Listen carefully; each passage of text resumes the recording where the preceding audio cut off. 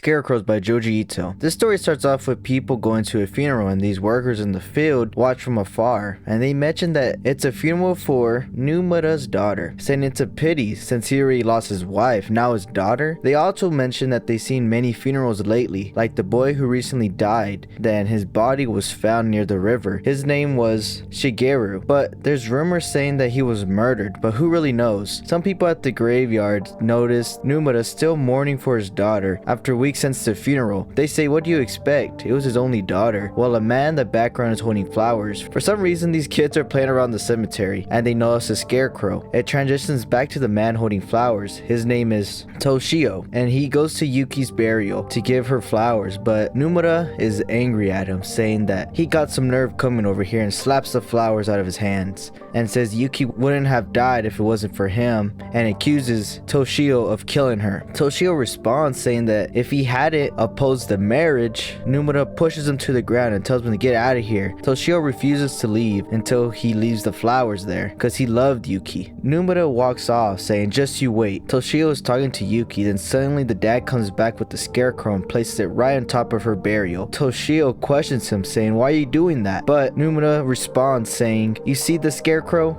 It keeps vermin like you away, and tells him to get out of here once more. Toshio excuses himself and walks off. Next, one of the farmers notices that the scarecrow is gone and asks the other if he knows where it's at. They finally found it, but they question what kind of brat would put a scarecrow on someone's grave. But upon closer look, they think they made a mistake because it was not their scarecrow. Numata walks up behind them, introduces himself, saying he's sorry for taking the scarecrow without asking. Then he notices that the scarecrow looks strange as well. A face is barely visible. Then 4 days has passed, and he notices a change to the scarecrow, saying it is Yuki. Her face is more defined now, and he's talking to the scarecrow. Do you recognize me? I'm your father, and pleads, saying, Yuki, say something. And he decides to take her out of the ground and continues to talk to her. Somewhere else at the graveyard, this couple is mourning their loss. The woman is asking her husband, do you really think it was an accident? How can a child as careful as Shigeru drown in the river? The husband reassures her, saying it's easier to deal with it, just saying it was an accident. Numata walks past the couple, and they ask where is he heading with that scarecrow, but he just responds, that's rude.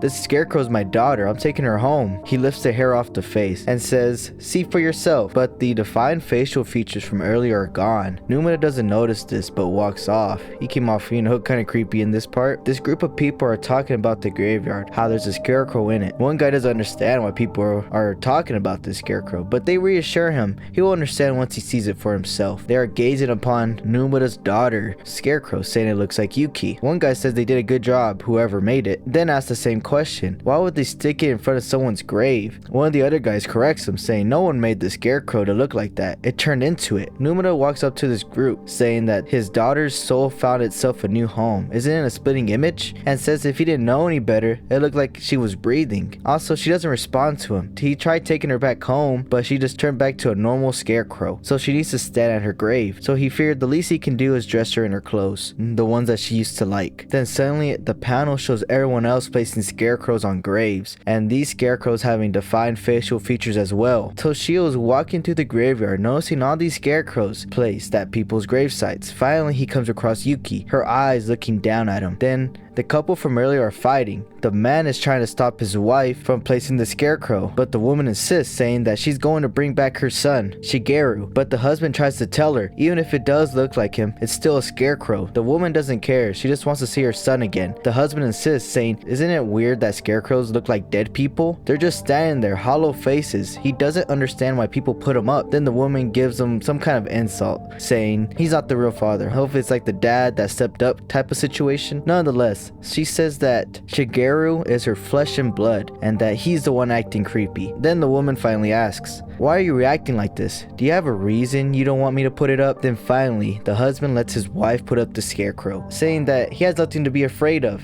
It's not like they can talk. Now, It's Yuki calling out to Toshio. Toshio is surprised that Yuki is alive and says to her, "Let's get married." He doesn't care what her father says. She responds, "You mean it?" Of course he means it. He'll never leave her again. Then Yuki says, "Even if I look like that," and points to the Scarecrow. He wakes up from his dream. He's at the graveyard. He thinks to himself that he was here this afternoon, but he went home afterwards. How could he come back without realizing it? He looks up to Yuki and says, "Did you bring me here?" She doesn't say a word, just looks upon him. He's trying to reassure himself that it's impossible. She's just a Scarecrow. Then there's faint whispers all around the graveyard coming from the Scarecrows. Toshio runs away screaming, "Someone help me!" Finally, thinks he got away. He's back at Yuki. The next day, Numata is going to see his daughter once more, saying that it's become a habit for him and that he brought her a jacket because he thinks it's going to be cold later. When he arrives at Yuki's grave, he sees her Scarecrow has fallen and he decides to pick her up. Numata notices that Toshio is under her and says that he's a goner after he checks his pulse. It transitions to the couple from the other day. They came back to Shigeru's grave, but his Scarecrow is making an awful face. The woman says that he looks terrified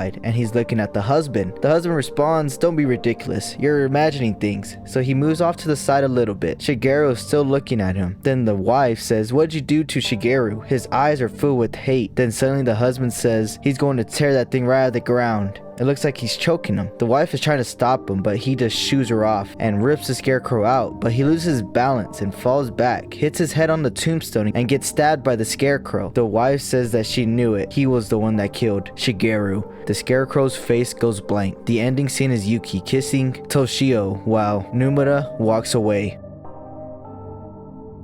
Bonus short story. Yay! So this one, The Sad Tale of the Principal Post. I feel like this story might have some deeper meaning. Who knows, right? The chapter begins with a group of people having a feast, saying thanks for inviting them over to their newly finished house. And one of the guests asks where's the man of the house is. The wife just responds, "It's funny because he was just here a moment ago." Then suddenly cries for help is heard by the daughter, saying it sounds like her dad. All the people there are in a hurry to find where the husband is at, and they're following the cries for help. Then suddenly a spot on the floor. The dad says that he's in the crawl space, so everyone goes to the crawl space and they see the husband being crushed under a post. But the wife is confused, saying, "How'd you get under there? The whole weight of the house is on top of you." The husband responds saying it's a long story. The wife then says she'll call a carpenter, but husband says no. This looks like a principal post. If you move it just to rescue me, the whole house will fall over. And he says it will be a shame because this is their new house. So the wife's like, "What do you want me to do?" The husband just responds saying, "Just leave me there. He's not going to make it. He's gonna die supporting this house." The narration. As his wife, his daughter, and his friends watch over him, he passed away later that evening. He still remains under the principal post, and now no one will ever know how he ended up getting underneath it.